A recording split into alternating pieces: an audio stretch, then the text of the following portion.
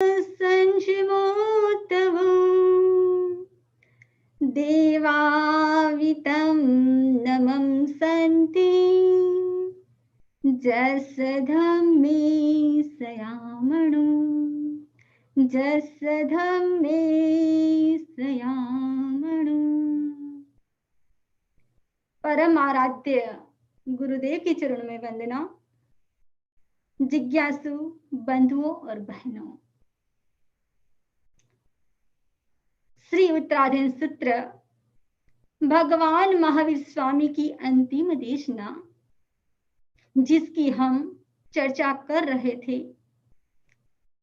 आज हम जिस अध्ययन की चर्चा करने जा रहे हैं वह है श्री उत्तराधीन सूत्र का 19वां अध्ययन, जिसका नाम है मृगापुत्रीय अध्ययन। इस अध्ययन के अंतर्गत 98 श्लोक हैं।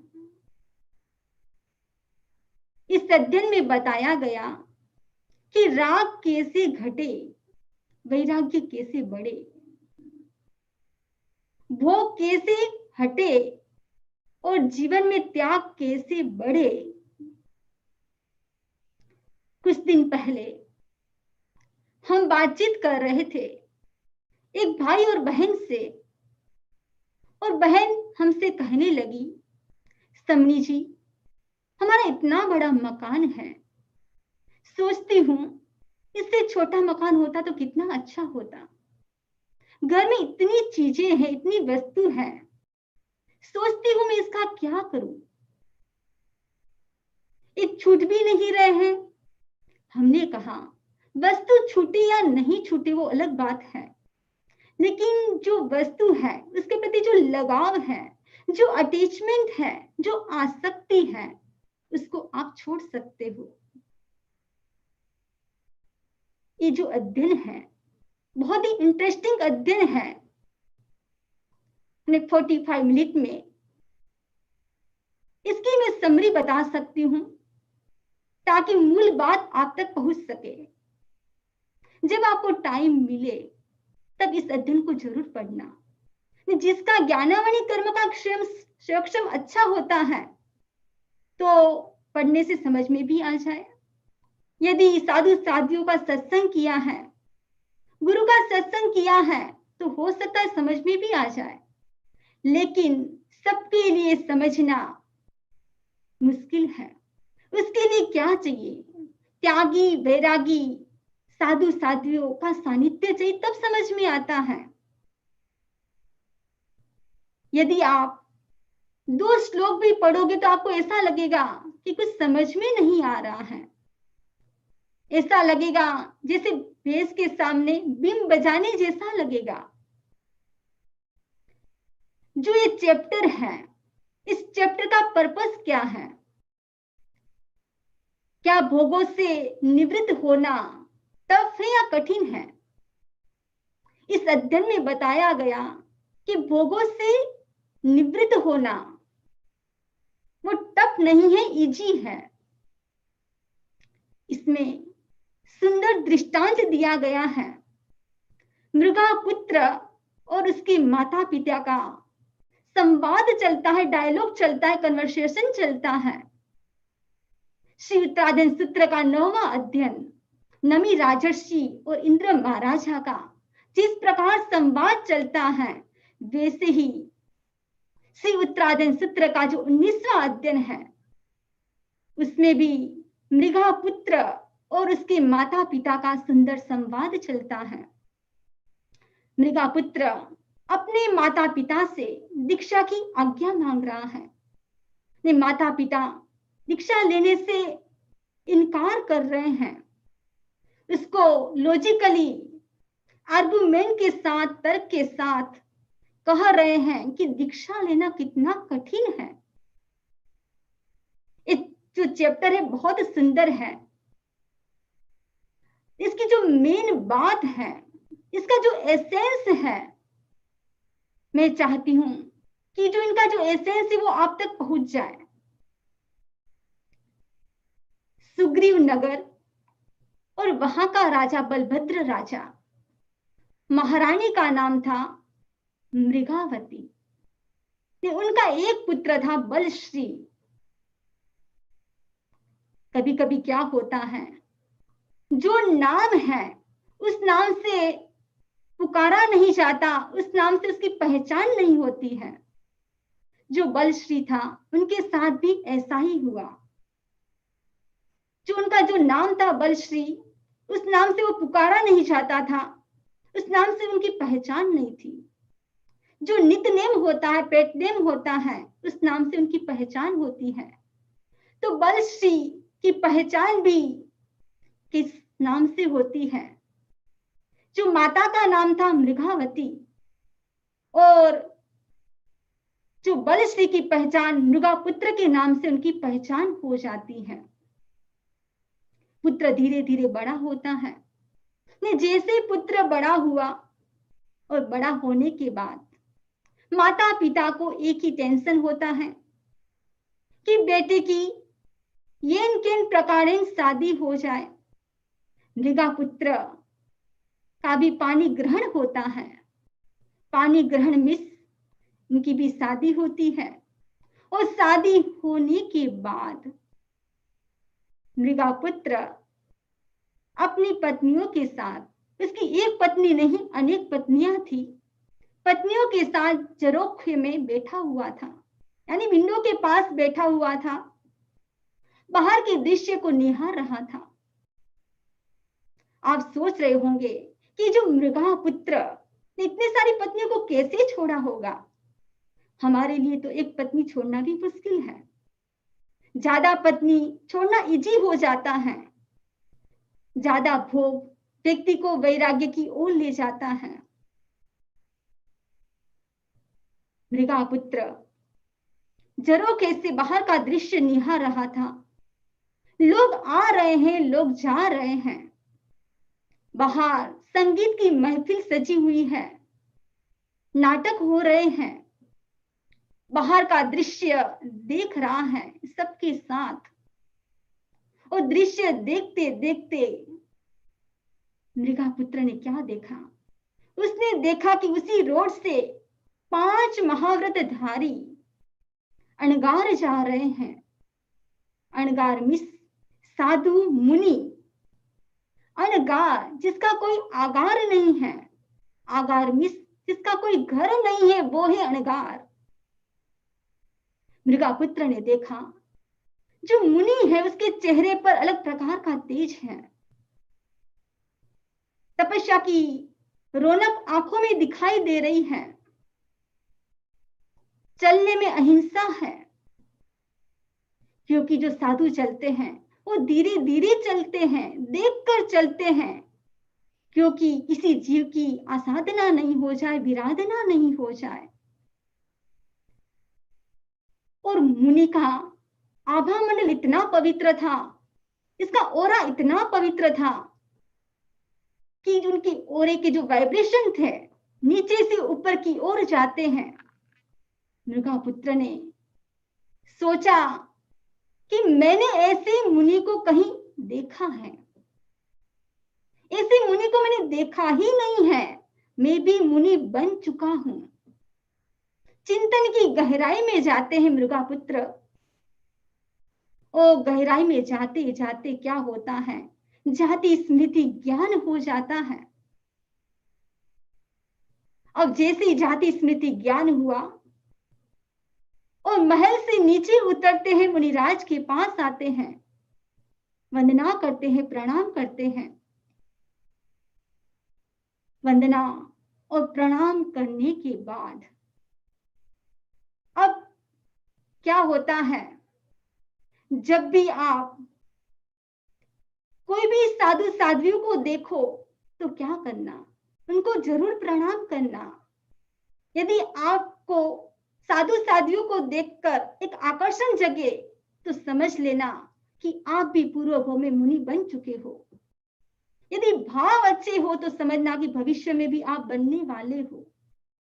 नहीं, कभी आप इंडिया की यात्रा करो, यात्रा करते करते यदि आपको कहीं भी साधु साध्वी दिख जाए तो क्या करना है, गाड़ी को साइड में रखकर किसी भी संप्रदाय के साधु साध्वी हो वंदना जरूर करना। मृगा पुत्र वंदना करने के बाद वापिस अपनी महल की ओर जाता है, महल में प्रवेश करता है और माता पिता से क्या करता है, आज्ञा मांगता है। किसकी आज्ञा? दीक्षा की आज्ञा मांग रहे हैं। उत्तराधीन सूत्र का जो 19वां अध्ययन ने उसमें 1 श्लोक से लेकर 9 श्लोक तक ये स्टोरी है, ये तो इसका बैकग्राउंड है।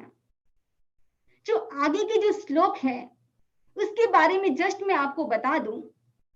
10वें श्लोक से लेकर 23वां जो श्लोक है वहां तक मृगा पुत्र माता पिता से आज्ञा ले रहे हैं और माता पिता को समझाने की कोशिश कर रहे हैं कि वैराग्य की दृष्टि से मुझे शरीर कैसा लगता है, भोग की दृष्टि से मुझे शरीर कैसा लगता है।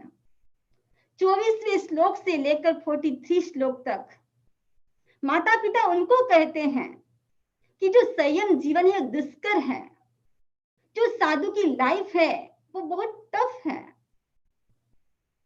44 श्लोक से लेकर 73 श्लोक तक मृगा पुत्र को माता पिता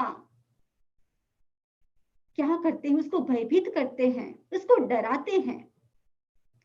मृगा पुत्र कहता है कि आप जो कष्ट बता रहे हो वह कष्ट तो मैं नरक गति में अनंत बार भोग चुका हूं, उसके सामने तो कुछ भी नहीं है।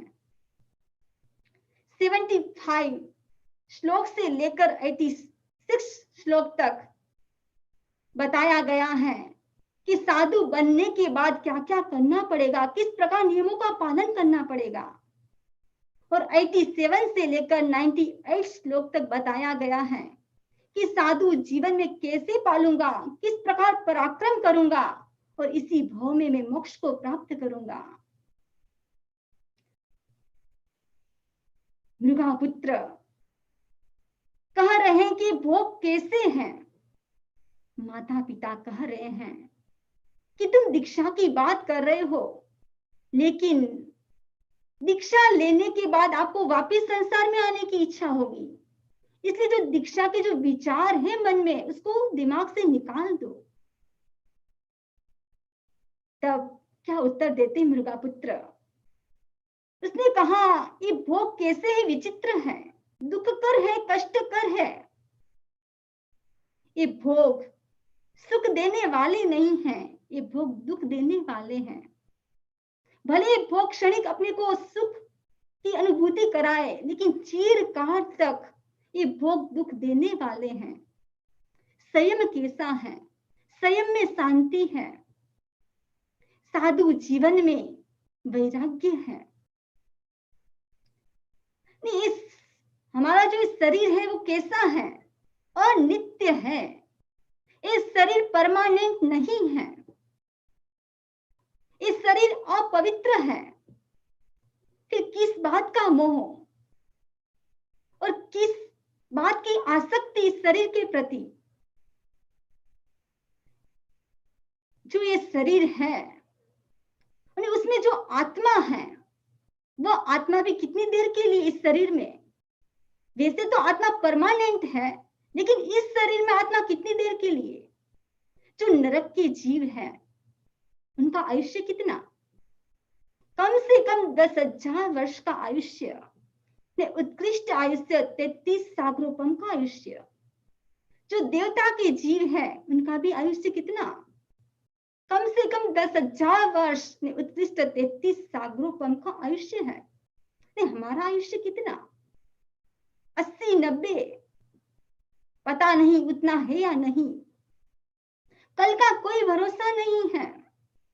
कल हम इस आंख से देख पाएंगे या नहीं, इस कानों से सुन पाएंगे या नहीं, इस मुंह से खा पाएंगे या नहीं, पैरों से चल पाएंगे या नहीं। अभी आपके पास ऊर्जा है, शक्ति है, तो क्या करना है? उसका पूरा उपयोग करना है। और उसके बाद एक श्लोक के अंदर सुंदर बताया गया है, जन्म दुखम जरा दुखम रोगाय मरणाण्य अहो दुखो संसारो जत्त की संति जंतवो। बताया गया कि जन्म दुख है, जरा मिस बुढ़ापा दुख है, रोग दुख है, मरण दुख है। ये संसार दुखमय है जिसमें जीव क्लेश को प्राप्त होते रहते हैं। तो सबसे पहले हम बात करें तो ये शरीर रोगों का घर है। जब आप क्लिनिक में जाओगे तो कितने रोग आपको दिखाई देंगे। यदि रोग भी नहीं भी है तो आज के डॉक्टर रोग को निकाल के दिखा देंगे। उन्हें ये शरीर में क्या आएगा, जरा यानी बुढ़ापा आएगा। ये शरीर कितना भी सुंदर है, रूपवान है, व्यक्ति अपनी मसल को बिल्डअप करता है, फिर भी एक दिन तो बुढ़ापा जरूर आएगा। ये भोग कैसे हैं? आपकी शादी हो चुकी है, वाइफ भी है, ये भोग कैसे किम्पाक फल के समान है। किम्पाक फल वो कैसा होता है ये गूगल नहीं बताएगा, इसके लिए तो गुरु के पास जाना पड़ेगा। ये किम्पाक फल है, उसके 4 गुण हैं। सबसे पहला गुण है कि खाने में बहुत स्वादिष्ट होता है। दूसरा गुण है उनकी सुगंध बहुत अच्छी होती है। जो मैंगो होते हैं उसकी सुगंध कैसी होती है? यहाँ तो मैंगो 12 मास आते हैं, लेकिन जो इंडिया में जो मैंगो आते हैं उनकी स्मेल, उनकी जो सुगंध कुछ अलग ही होती है। एक किम्पाक फल कैसा है? मधुर है। इसकी चौथी विशेषता है कि बहुत आकर्षक होता है किम्पाक फल। लेकिन जो भी व्यक्ति किम्पाक फल को खाता है वह विष में कन्वर्ट हो जाता है। बाहर से तो उसकी 4 विशेषताएं हैं, लेकिन जैसे ही किम्पाक फल खाया पॉइजन हो जाएगा, फूड पॉइजन हो जाएगा। एक किम्पाक फल यदि ज्यादा मात्रा में खा लिया तो व्यक्ति की मृत्यु हो जाती है। वैसे भोग कैसे हैं? भोगने में तो अच्छे लगते हैं, मधुर लगते हैं, आकर्षक लगते हैं, लेकिन एक किम्पाक फल के समान है, ये विष के समान है। यदि व्यक्ति ज्यादा भोगों को भोगता है तो भोग उसको नष्ट कर देता है। ऐसा है एक किम्पाक फल। किम्पाक फल कैसा है कि व्यक्ति को नष्ट तो करता ही है, वैसे भोग भी ऐसे ही है, किम्पाक फल जैसे हैं।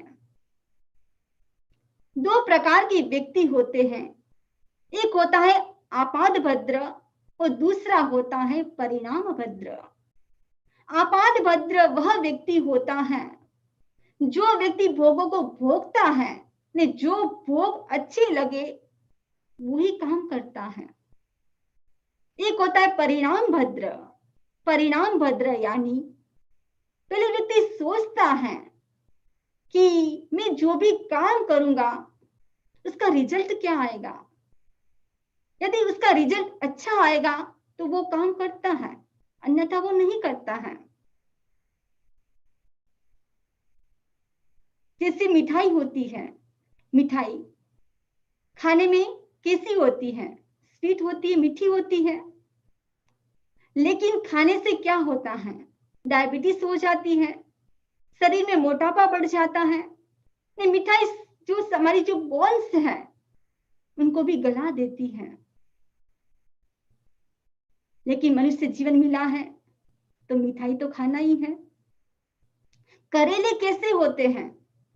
खाने में कड़वे होते हैं, लेकिन जो आपाद भद्र है वो क्या खाएगा? वह करेला नहीं खाएगा, वो तो मिठाई खाएगा। जो मिठाई है वह कैसी है? एक दृष्टि से हम देखें तो मिठाई है वह है विरोधी है। इसलिए काफी भाई बहन तो क्या करते हैं, जो करेले भी खाते हैं तो करेला की सब्जी में क्या डालते हैं, उसमें भी चीनी डालते हैं, गुड़ डाल देते हैं। यदि मिठाई खाना है तो फिर मिठाई खा लो। What is difference between त्याग एंड भोग? तो बताया गया, जो त्यागी होता है वह परिणाम भद्र वाला होता है, जो भोगी होता है वह आपात भद्र वाला होता है। मृगापुत्र अपने माता पिता से कह रहे हैं कि संसार असार है, इस संसार में कोई सार नहीं है। माता पिता उसको भय बता रहे हैं, उसको डर बता रहे हैं कि स्वयं जीवन में कितने कष्ट है। यदि व्यक्ति ऐसी बात सुन ले तो एक बार तो व्यक्ति ढीला हो जाए, अपने प्रोग्राम को कैंसिल कर दे।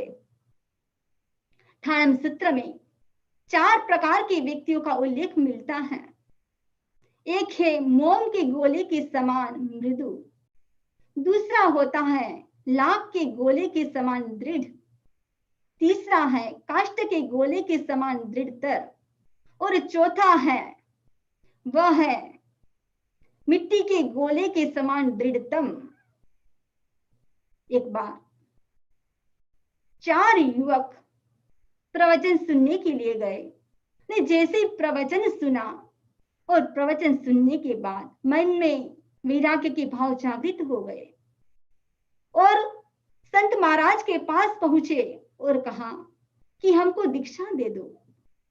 संत महाराज ने कहा कि दीक्षा लेना कोई हंसी खेल नहीं है, पहले अपने आप को तोलो, अपनी परीक्षा करो, उसके बाद दीक्षा की बात करना। और प्रवचन पंडाल से बाहर जाते हैं, बात कर रहे थे, लेकिन कुछ व्यक्तियों ने उसको लक्षित करते हुए कहा कि बिजनेस से जी चुराते हैं इसलिए दीक्षा की बात कर रहे हैं। ये 4 में से एक व्यक्ति जो अपना निर्णय था उसको बदल देता है। वो कैसा है? वो है मोम के गोले के समान सूर्य के प्रकाश से पिघल गया। अब 3 व्यक्ति बचे। वो अपने माता पिता के पास जाते हैं और दीक्षा की बात करते हैं, और जैसे दीक्षा की बात कही और माता पिता ने कहा कि साधु साधियों का काम ही है बहकाना, आज के बाद कभी वहां पर मत जाना, अपनी पत्नी को लेकर घर से बाहर निकल जाओ। और 3 में से एक युवक जो उनको दीक्षा के जो विचार थे वो विचार बदल देता है। वो कैसा है? वह है लाख के गोले के समान जो अग्नि के ताप से पिघल गया। 2 युवक बचे। वो अपनी पत्नी के पास जाते हैं और कहते हैं, उसकी पत्नी धार्मिक नहीं थी। उसने कहा यदि दीक्षा ही लेनी थी तो शादी क्यों की, बच्चे को लेकर घर से निकल जाओ।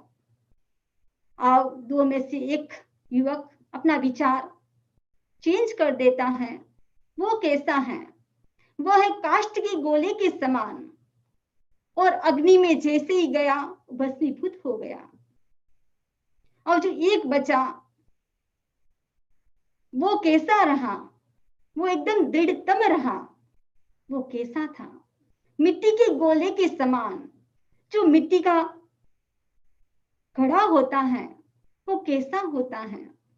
वो सूर्य के प्रकाश से नष्ट नहीं होता है, अग्नि के ताप से नष्ट नहीं होता है, और जैसे अग्नि में डालो तो भी वो नष्ट नहीं होता है और ज्यादा मजबूत हो जाता है। वैसे ही ये मृगापुत्र भी कैसा है? उनका वैराग्य कैसा है? उसका वैराग्य भी दृढ़तम है। वैराग्य 3 प्रकार के होते हैं। एक होता है मोह गर्भित वैराग्य, एक होता है ज्ञान गर्भित वैराग्य, और एक होता है दुख गर्भित वैराग्य। मृगापुत्र का वैराग्य कैसा था? ज्ञान गर्भित वैराग्य था। माता पिता उनको समझा रहे हैं कि साधु जीवन में कैसे कष्ट आएंगे, लेकिन साधु जीवन के जो नियम है उसका पालन करना पड़ेगा।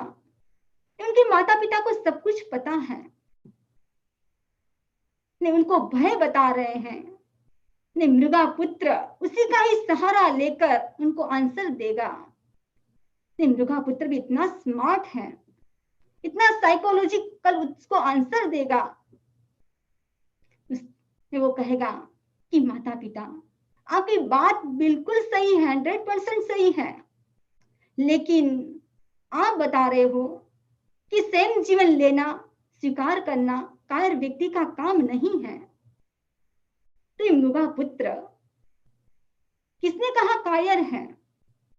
जब भी आप अपने पेरेंट्स की बात सुनो तो कभी इस पहले तर्क मत करना, उसकी बात शांति से सुनना और कहना कि आपकी बात 100% सही है। वो भी एक बार शांत हो जाएंगे। और मृगा पुत्र भी कह रहा है कि आपका पुत्र मैं और कायर कैसे हूं? मैं कायर नहीं हूं। माता पिता उसको बता रहे हैं कि स्वयं जीवन में किस प्रकार के कष्ट आएंगे। तो सबसे पहली बात है कि स्वयं जीवन अंगीकार करने के बाद सबसे पहले 18 पापों का त्याग करना पड़ेगा। कौन से 18 पाप है? प्राणातिपात, मुसावाद, अदत्ता दान आदि 18 पापों का त्याग करना पड़ेगा। जब आप सामयिक लेते हो तो किसका त्याग करते हो? सावध्य योग का त्याग करते हो। इसके अंतर्गत 18 पापों का त्याग होता है। लेकिन दीक्षा लेने के बाद सावज्जम जोगम पिचखामी, जिंदगी भर 18 पापों का त्याग करना पड़ेगा। दूसरी बात है कि साधु एक दिन का भी किसी की आज्ञा के बिना नहीं उठा सकता। जो दंतुन करता है, यानी आज की भाषा में कहें कोलगेट, क्लोजअप, दंत मंजन, वो भी किसी की आज्ञा के बिना नहीं ले सकता। यानी साधु को एक सुई भी चाहिए तो क्या करना पड़ता है? जो गृहस्थ है उसकी आज्ञा के बिना वो ग्रहण नहीं कर सकता। और सबसे पहली बात है कि अहिंसा का पालन करना पड़ेगा, सत्य बोलना पड़ेगा, हर बात में सत्य। ने गुरु के सामने तो भले प्राण भी चले जाए लेकिन असत्य नहीं बोलना है। ये सत्य महाव्रत की बात है, लेकिन सत्य अनुव्रत पालना भी कितना टफ है। और उसके बाद बताया गया है कि परिग्रह का त्याग करना पड़ेगा। साधु के पास तो कितनी जोड़ी कपड़े, 2 जोड़ी कपड़े, एक पहनना एक उतारना, यानी जो परिग्रह उसका त्याग करना पड़ेगा। उसके बाद ब्रह्मचर्य का पालन करना पड़ेगा। ये ब्रह्मचर्य कैसा है? दुष्कर नहीं, महादुष्कर है, उसका पालन करना पड़ेगा। स्थूली भद्र का उदाहरण आता है, आप सब जानते हैं कि स्थूली भद्र ने स्वयंभू विजय के पास दीक्षा ली और दीक्षा लेने के बाद तपस्या में लीन हो जाते हैं। 11 अंगों का अध्ययन किया और अध्ययन करने के बाद अपने आचार्य को कहते हैं कि मैं कोसा वेश्या के वहां पर चातुर्मास करना चाहता हूं।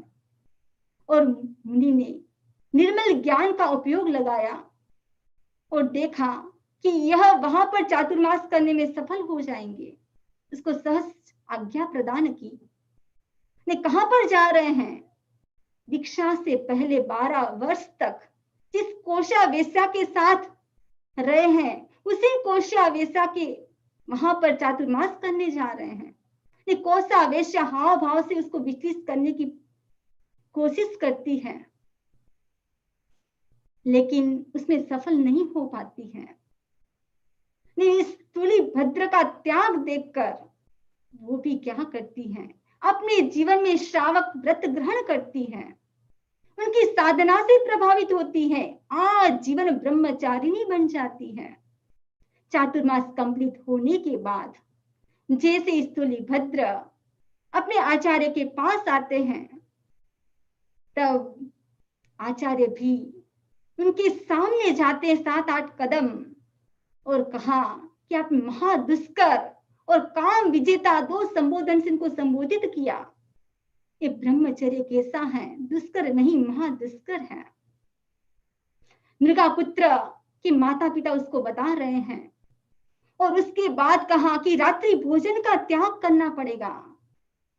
साधु रात को खाना तो दूर, पानी भी नहीं पी सकता है, दवाई भी नहीं ले सकता है, चाहे प्राण भी चले जाए। निरतिचार जो साधु जीवन है उसकी मैं बात कर रही हूं कि रात्रि में कुछ भी औषधि भी नहीं ले सकता है साधु। और 22 परीक्षा आएंगे। श्री उत्तरायण सूत्र का दूसरा अध्ययन जिसके अंतर्गत 22 परीक्षा के बारे में बताया गया है। भूख प्यास सर्दी गर्मी कुछ भी होगा उसको संभाव से सहन करना पड़ेगा। और जो आत्मा है उसको हर क्षण क्या रखना है? शुभ रखना है, सबके साथ मैत्री रखनी है। और भगवान महावीर ने जैसे ही दीक्षा ली ने उनके जीवन में कितने कष्ट आए, ने हर कष्ट को संभाव से सहन किया, ने बाद में वितराग बन गए। यदि हमको भी वितराग बनना है तो हम भी क्या करें? राग देश को कम करें। इस साधु जीवन कैसा है? 2 प्रकार की वृत्तियां बताई गई हैं। जो कबूतर होता है उसमें 2 प्रकार की वृत्तियां होती हैं। एक तो होती है सावधान की वृत्ति। जो कबूतर दाना चुगते हैं, आप कभी इंडिया जाओ तो देखना कि वो दाना जो चुगते हैं वो खाते तो कम है, लेकिन आसपास में वो देखते ज्यादा है, क्योंकि उसको एक प्रकार का भय है कि कोई अटैक नहीं कर ले। वैसे साधु को भी किसका अटैक नहीं हो, मिथ्यात्व का अटैक नहीं हो, उसके प्रति सावधान रहना पड़ता है। दूसरी विशेषता है कबूतर की कि अपने जीवन में कभी परिग्रह नहीं करता है। जितना दाना खाना है उतना खा लेता है और उसके बाद उड़ जाता है। उसको कल की चिंता नहीं है।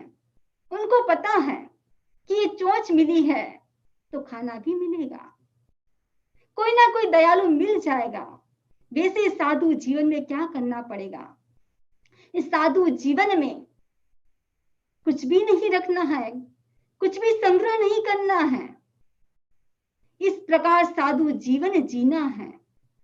और साधु जीवन में किस प्रकार के कष्ट आएंगे वो तो बताया ही। उसके बाद 10 एग्जाम्पल के द्वारा बता रहे हैं कि साधु जीवन कैसा है। कितने प्रकार के एग्जाम्पल? 10 प्रकार के एग्जाम्पल बताए गए हैं। तो सबसे पहला बताया गया है जैसे कोई व्यक्ति लोहे के भार को जिंदगी भर ढोता है, वैसे ही इस संयम जीवन के व्रत और नियम को पूरी लाइफ उसका पालन करना पड़ता है। यदि व्यक्ति इसके बारे में सुने तो अपना निर्णय ही चेंज कर दे। आप लोहे का भार उठाकर देखना, लोहे का भार तो छोड़ो, यदि आप इंडिया जाओ तो एयरपोर्ट के ऊपर जो अटैची है उसको भी आप उठाकर देखना, व्यक्ति क्या करता है, उसको भी खींच के लेके जाता है।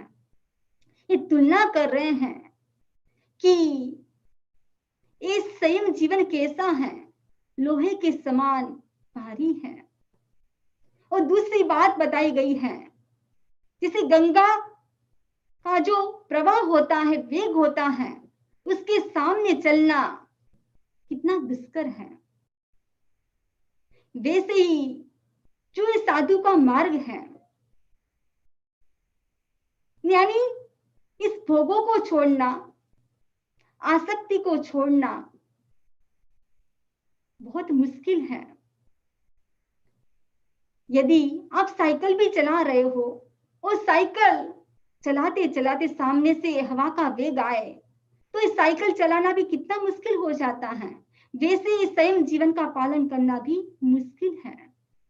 तीसरी बात बता रहे हैं, जैसे जो रेत है और रेत का कोर मुंह में डाले तो वो कैसा होता है, बेस्वाद होता है। वैसे स्वयं जीवन भी कैसा है, बेस्वाद है, उसमें कोई स्वाद नहीं है। चौथा एग्जाम्पल बता रहे हैं कि तलवार की धार के समान है, यानी साधु जीवन में किसी प्रकार का दोष नहीं लगना चाहिए, कोई अतिचार नहीं लगना चाहिए। जो गुरु की आज्ञा है उसकी कोई विराधना नहीं होनी चाहिए।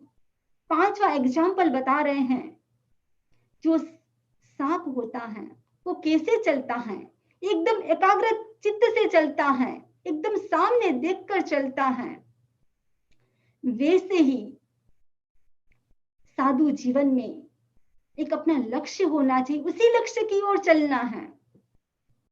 जीवन में बहुत सुविधा भी मिलेगी, लेकिन उसमें भी क्या करना है, अपने लक्ष्य को सामने रखना है। मुझे मुक्त होना है, मुझे मोक्ष को प्राप्त करना है।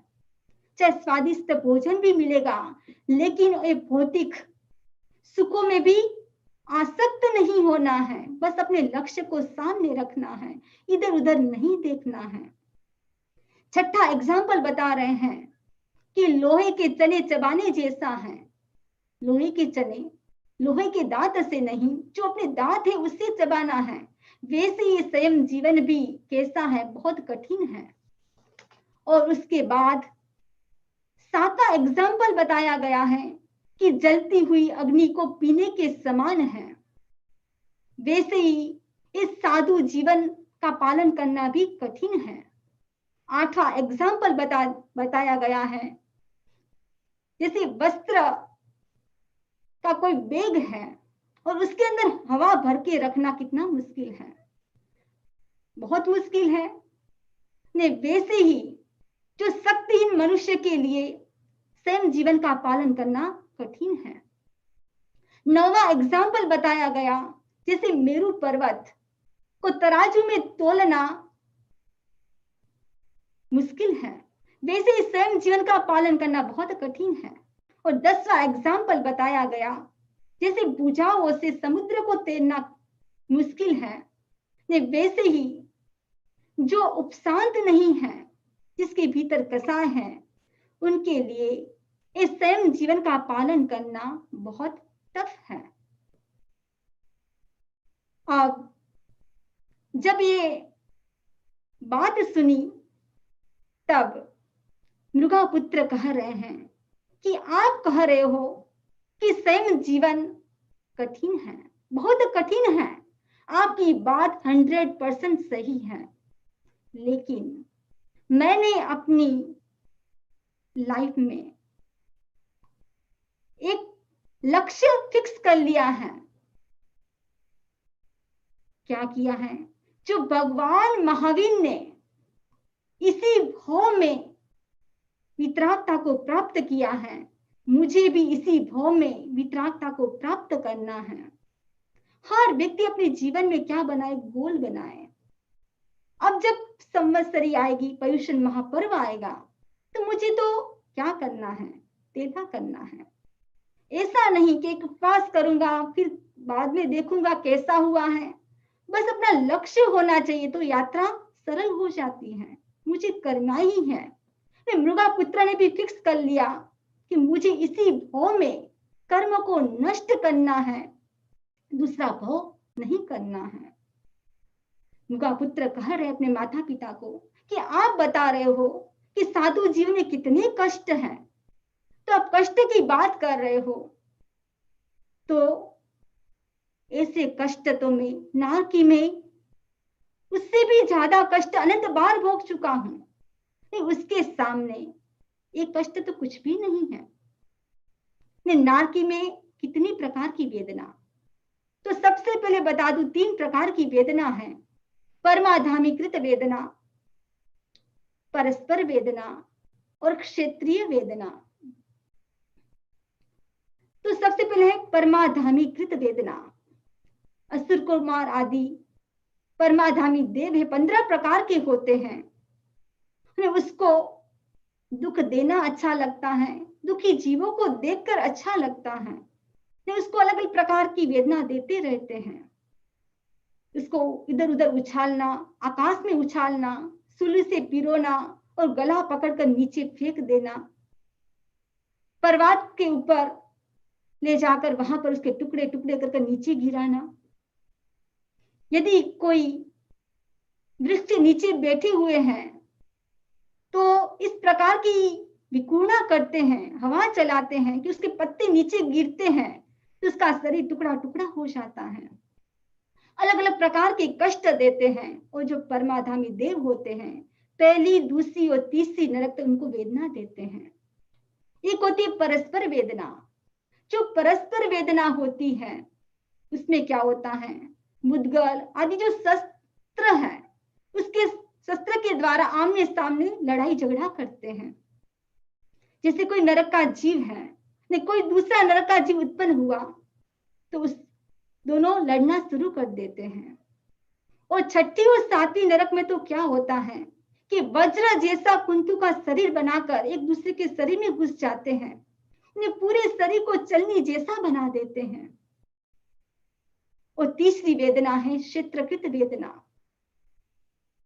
वहां पर ठंड कैसी होती है, भयंकर ठंड होती है। यदि अग्नि का गोला भी वहां रखा जाए तो वो भी राख बन जाता है। नहीं, वहां के जीव को हिमालय के ऊपर रखा जाए तो भी उसको क्या होगा, बिल्कुल ठंड नहीं लगेगी।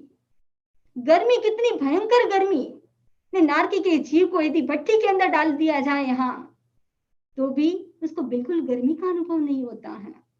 भयंकर प्यास, इस दुनिया में जितने भी समुद्र है उसका पानी पी ले तो भी उसकी प्यास नहीं बुझती है। इतनी भूख है, इस दुनिया में जितने भी खाने के पदार्थ हैं वो भी खा ले तो भी उसकी तृप्ति नहीं होती है। उनके शरीर में 16 प्रकार के महारोग होते रहते हैं। छोटे मोटे रोग की कोई गिनती नहीं है।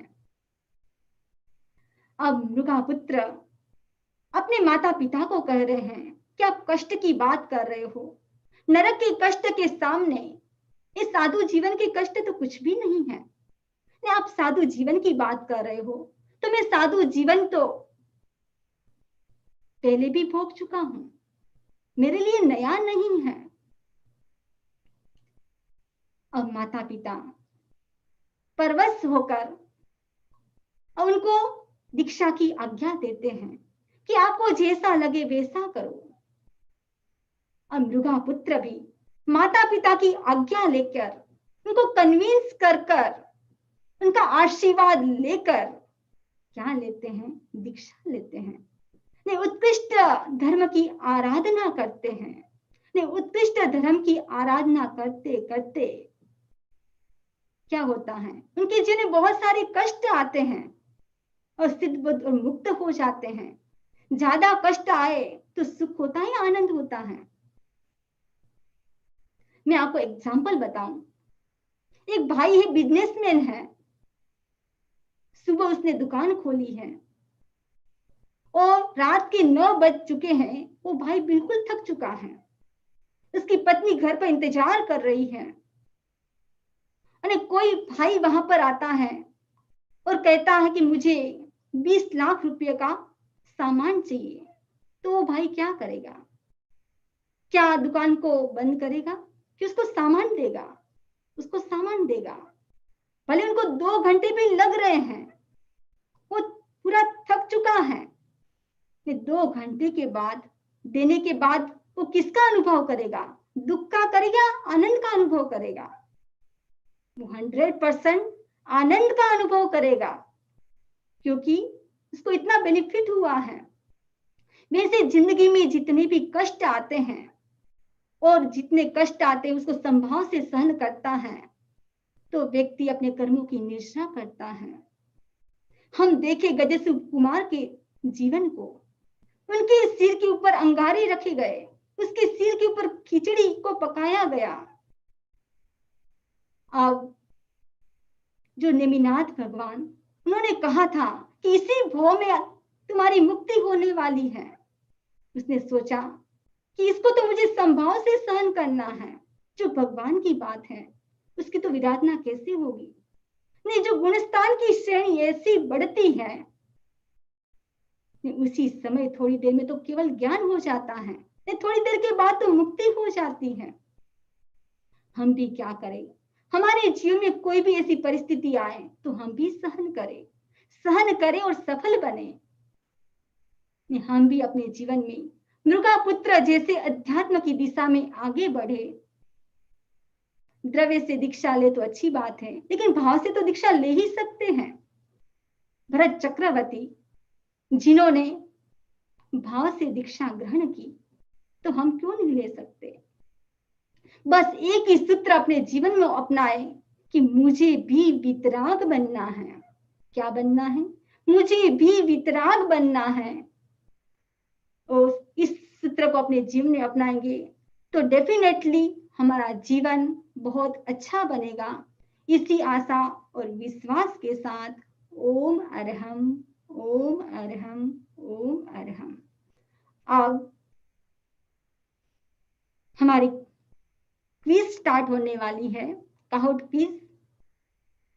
श्री उत्तरादय सूत्र 19वां जो अध्ययन था, जिसके ऊपर हमने चर्चा की, उसी अध्ययन के ऊपर क्वेश्चन आंसर होंगे। तो जिन भाई बहनों ने सुना है, तो हर भाई बहन ट्राई करेंगे कि मुझे इस काहुट प्रतियोगिता में पार्टिसिपेट करना है। तो मेरा नम्र निवेदन हेमांक जैन को कि वो आगे जो काहुट गेम है उसको स्टार्ट करें। वंदामी नमन स्वामी सन्नी जी। Everyone, if you have at least 2 devices, एक क्वेश्चन सुनने के लिए और एक अपना खेलने के लिए, और 2 डिवाइस रखिए अपने सामने, एक पढ़ने के लिए क्वेश्चन और एक में एंटर करने के लिए आंसर। ओके, और आप प्लीज गो टू kahoot.it और kahoot.it, और मैं आपको अपना स्क्रीन शेयर करूंगा अभी। तो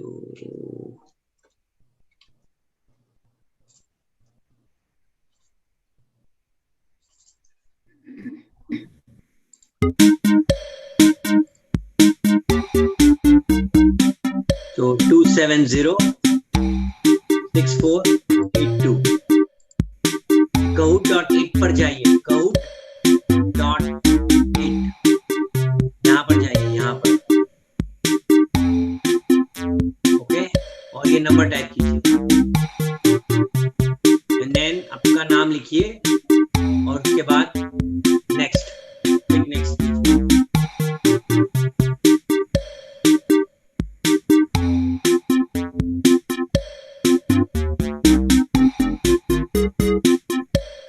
समझ में आ गया? kahoot.it, kahoot.it पर जाना है और फिर this number and then click next,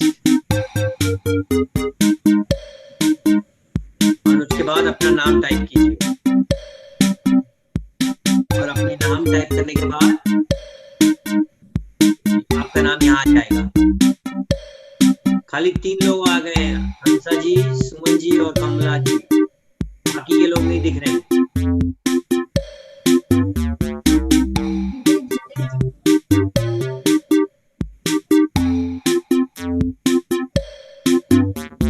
आ गए रमेश जी, प्रेम जी, सरोज जी,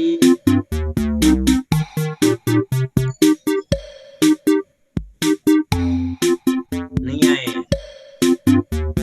और कोई है अभी? नहीं है तो फिर स्टार्ट करूंगी वंदामी। म्यूट है वंदामी।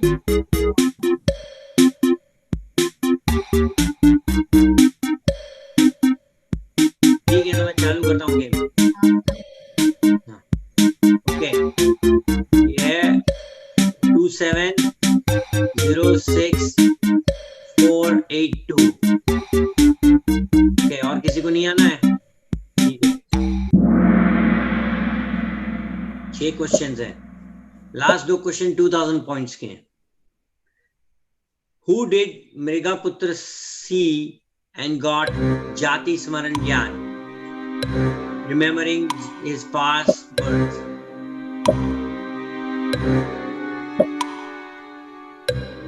साधु, साध्वी, श्रावक और plants and animals.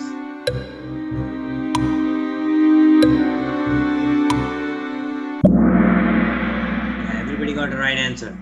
साधु को देखकर विंडो पर.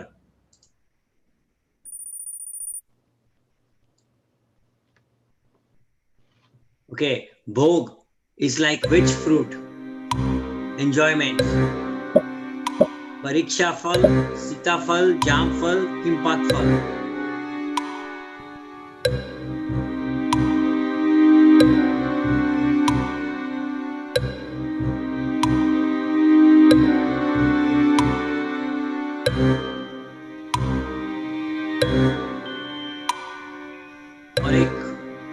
Somebody has to answer. It's not like jam fal, it's like a kimpak fal. Let's see. Vijay ji आपका रॉन्ग आ गया उसमें. हंसा जी भी ऊपर ही हैं. सुमन जी कैचअप करेंगे. Our body and soul are anitya. True or false?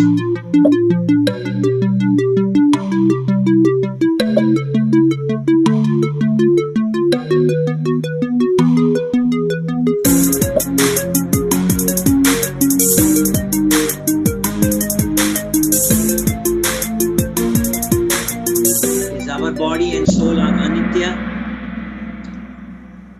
Yeah, wrong. Then that statement is incorrect. Our body is anitya, but our soul is permanent. Our soul is not anitya. It was a little trick question. So 2 got right and 2 of them got wrong, incorrect. Kamala ji, Hansa ji got it right. Oh, sorry, Kamala ji got right only. And somebody else. Oh, Bijay ji also got right. Okay, next one is also true or false. How many examples of endurance did parents give to stop Mrigaputra from taking monkhood? साधु बनने के लिए कितने type के pen या endurance के माता पिता ने मृगापुत्र को बताए? 9, 10, 8 और 12.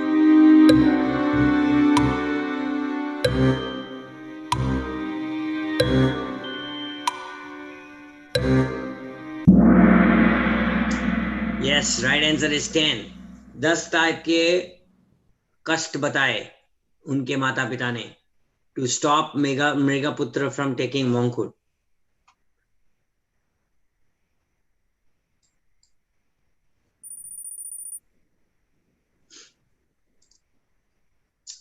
All right, true or false? Double points.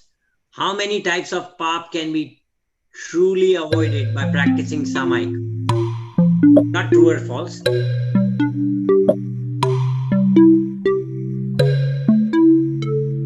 It's 2000 points.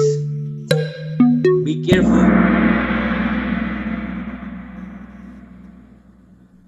Did somebody not answer it? Oh, time was short. It was 2000 points, so somebody could not answer it. 18 pap can be avoided when we practice Samaik or equanimity. It's infinite pap, but types of pap. You read the word types. There are 18 types of pap that can be avoided. Yes, the infinite pap can be avoided, but not infinite types of pap can be avoided. So that's why we gave you 2000 points and made it a little difficult. All right. This was a big one for Hansaji and Sumanji. Okay. Kamalaji, you didn't get that one right. That was a 2000 point. So both of these guys got caught up. Next question is also 2000 points. You have a chance to get 2000 points. Be ready. True or false? Key message of this chapter is it is easy to leave bhog, enjoyment.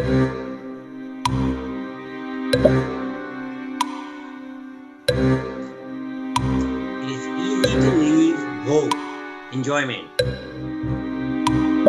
Bhog is also called enjoyment. Is it easy? It was again a trick question. It is easy to leave bhog and joy compared to all the kast that we bear in Nark. And, in practical life, you can say, yeah, it's not easy. But compared to Nark ke pain and all that stuff, it is a lot easier to leave the bhog in this human life, according to Shamji. So it's not my answer, but it is not easy for me as a family or Shravak, but generally it's a lot more easier compared to